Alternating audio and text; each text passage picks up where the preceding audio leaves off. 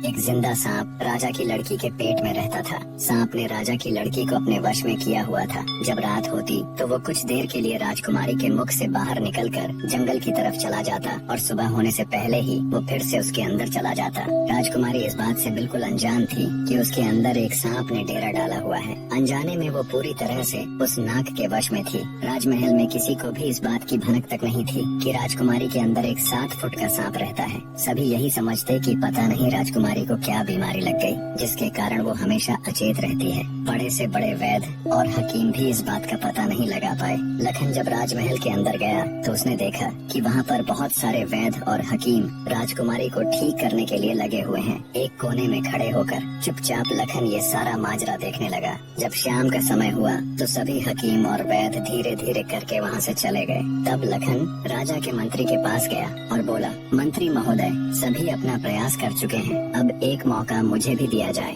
लखन की बात सुन मंत्री उसे अपने साथ ले राजा के पास जाता है और लखन का प्रस्ताव राजा के सामने रखता है। बेचारा हर तरफ से निराश हो चुका राजा एक बार अनमने ढंग से लखन की तरफ देखता है, फिर दुखी मन से कहता है, बताओ तुम मेरी बेटी का इलाज किस प्रकार करोगे। लखन राजा को प्रणाम कर बोला, महाराज, मुझे एक रात अपनी बेटी के साथ ठहरने की इजाजत दीजिए, तभी मैं किसी नतीजे पर पहुंच सकूंगा। एक बात और महाराज, मैं बिल्कुल एकांत में राजकुमारी के साथ रहना चाहता हूँ, तभी मैं अच्छे से ध्यान लगाकर राजकुमारी जी की बीमारी का पता लगा पाऊंगा।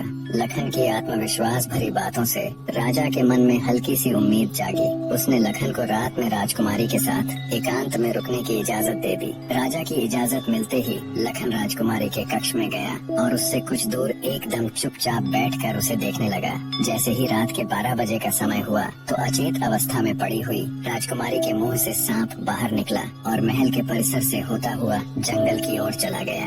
ये सब देख लखन दंग रह गया। वो बिना कुछ हरकत किए चुपचाप वहीं बैठा रहा। जब रात का आखिरी पहर खत्म होने को आया तब वो सांप वापस लौटा और राजकुमारी चंद्रकला के मुख से होता हुआ पूरा उसके अंदर समा गया। दम साधे लखन ये सारा माजरा देखता रहा। सारा माजरा देख उसे समझते देर न लगी कि राजकुमारी की सारी बीमारी की जड़ ये सांप ही है।